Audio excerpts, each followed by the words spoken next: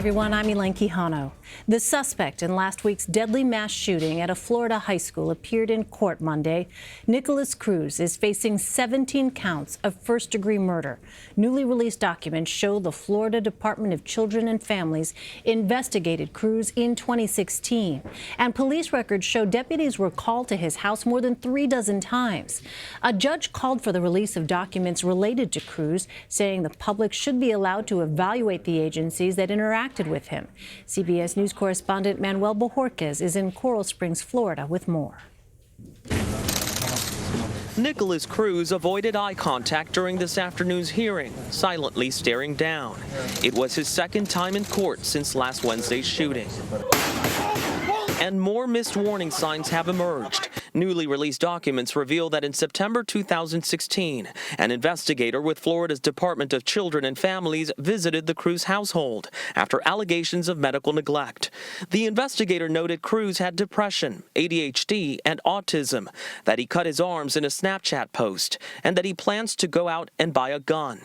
DCF closed the investigation 6 weeks later, saying the agency found no evidence of mistreatment. This wasn't the person that we knew.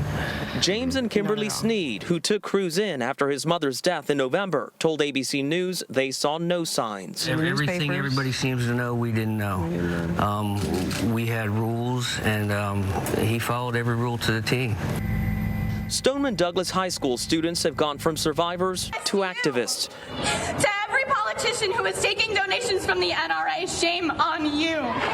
Calling for stricter gun laws over the weekend as funerals for some of the 17 killed took place. Services for 14-year-old Elena Petty and 15-year-old Luke Hoyer were held today. Broward County Sheriff Scott Israel visited one of the 4 injured still in the hospital, 15-year-old Anthony Borges, who was shot 5 times. Outside the school, where bullet holes remain visible, there were emotional reunions. Geography teacher Ernie Rospierski tried to shield students from the gunfire. So this right here, that's where the bullet grazed you? That's where one of them grazed me. The other one, I caught a fragment, hit me in my hip. What will it be like to go back to school? For me, a lot of crying, a lot of talking. I've been trying to figure out what I want to say to the kids the first day back when they come in. Staff may be allowed to return to the school by the end of the week, but officials have not announced when classes will resume. Elaine? Manny, you mentioned a number of signs that concerned health officials. The Miami Herald is reporting that county mental health officials were worried about Cruz's condition. What's been the response to that?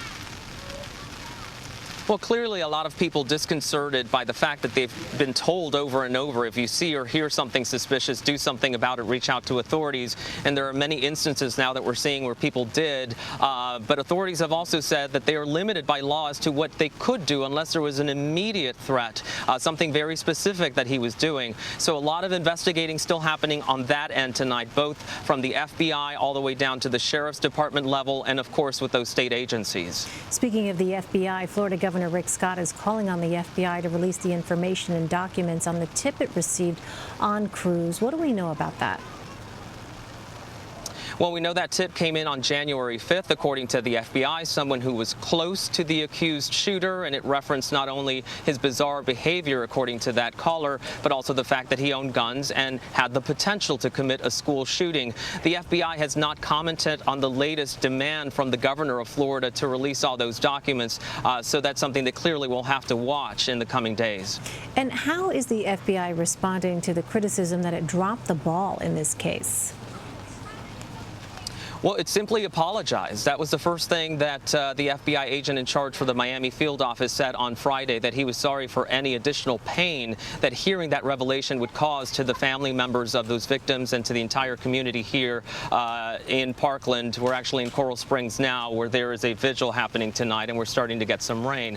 But they also said that they plan to investigate fully where the breakdown in protocol happened so that it won't happen again. And Manny, is there any new information about how Cruz was able to obtain so many weapons and why that didn't raise any concerns?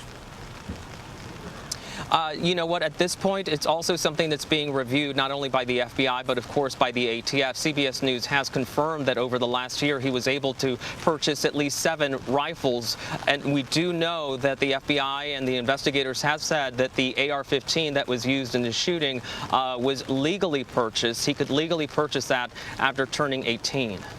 All right, Manuel Bojorquez for us. Manuel, thank you.